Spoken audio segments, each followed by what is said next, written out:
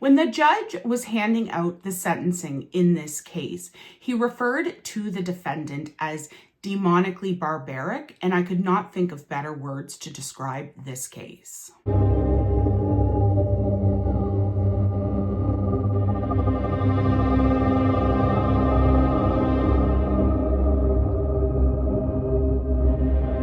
Hello, beautiful souls. Thank you so much for clicking on this video. My name's Carolyn. This channel is all about true crime, mystery, and anything abnormal. I highly recommend subscribing because this channel is definitely a vibe. I hope that everyone had a wonderful Valentine's Day, and I'm about to tell you a story of a Valentine's Day murder. So let's dive right in.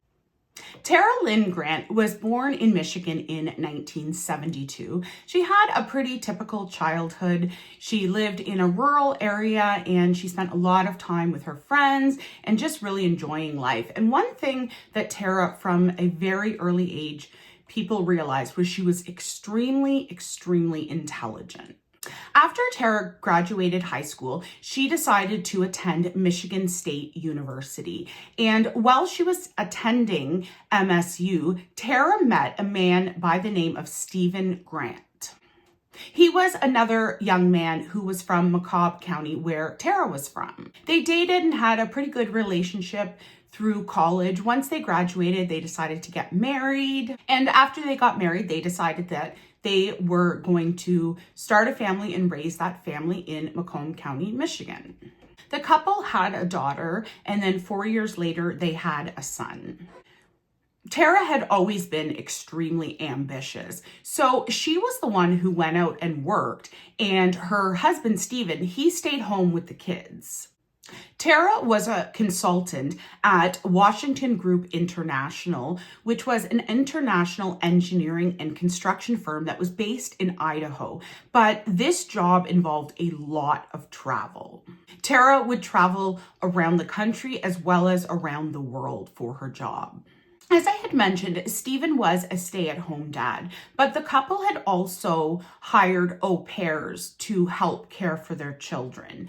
Now, by 2007, in the last 5 years, they had gone through 5 different au pairs. In 2007, their au pair was 19-year-old Verena Durkis. She had come to work as an au pair in America, and she had come from Germany. With Tara away so much for work, Stephen began paying a lot of attention to Verena. He would comment things to Verena like he would like to have a sexual relationship with her, and he would make kind of inappropriate sexual comments.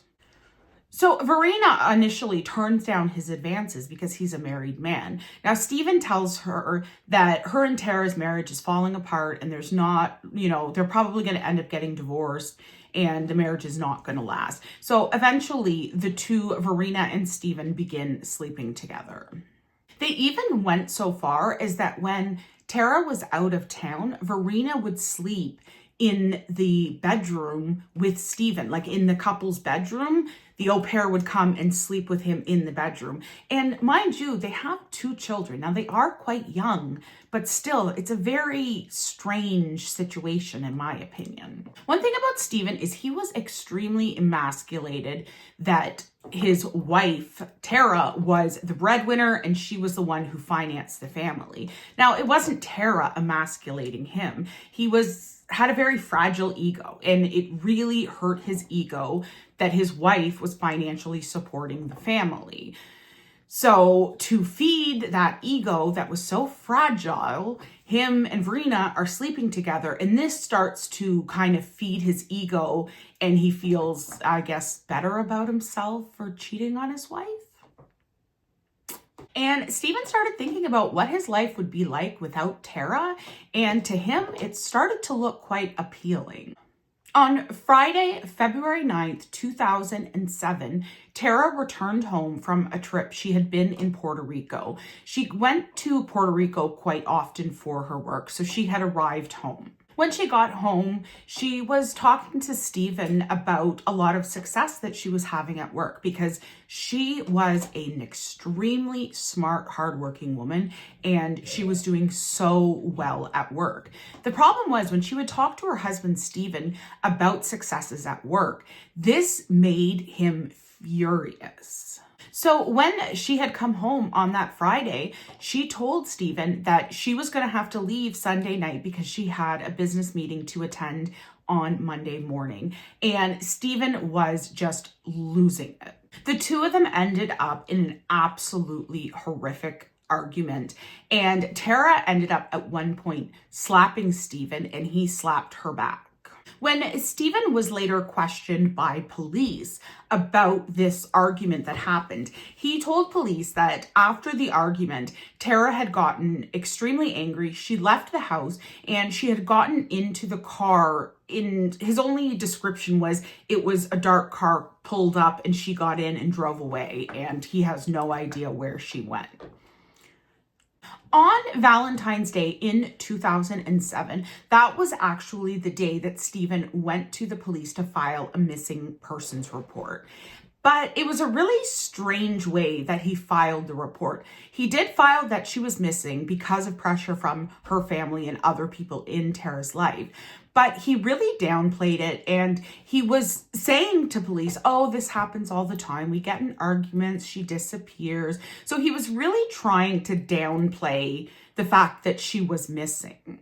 Stephen started making lots of appeals on the media, and he would be interviewed by anybody who wanted to talk to him in the media. And the problem was the story he was telling the media and the story he's telling the police are very different stories. When he's talking to the media, he is saying that this is absolutely not normal at all for Tara to disappear. And the police obviously see his interviews on TV and they're thinking, okay, yeah, that's not what you said to us. And we're the ones investigating. So we should be the ones that get the full story, not the media. And the police did what they could. They had checked in with hospitals. They had searched. There was kind of like forest area sort of near their house. So they had done searches in this like Greenland area to see if they could find anything. In all the searches that the police had done, nothing at all pointed towards foul play. They had found absolutely nothing. And Tara's family, her husband Stephen aside, they were very concerned that this may never get solved because time kept passing and the police, they had nothing. And as time passed, Stephen kept doing these interviews with the media. And the police are really getting concerned because he's presenting, even to the media, he doesn't have the same story every person he talks to. Like whatever happened on February 9th, he has at this point, I think like 3 or 4 different stories of what happened. And he's saying this all to the media publicly. And the police are sitting back going, yeah, that's not what you said to us. We're going to need to have another conversation, Stephen. So police ask Stephen to come back into the police station to be interviewed. He refuses, but he just keeps doing media interviews. He seems to have no problem talking to the media and trying to make himself look like a victim. But if the police want to talk to him and try to actually solve and figure out what happened to Tara, yeah, that he's definitely not interested in that. Nope. By March, the police, they kind of were at a standstill. They didn't really have any other leads to go on. They had searched everywhere that anyone could think to search. And then they got a tip. A person had been at Stony Creek Metro Park, which was not far from the Grant home, and they came upon a bag.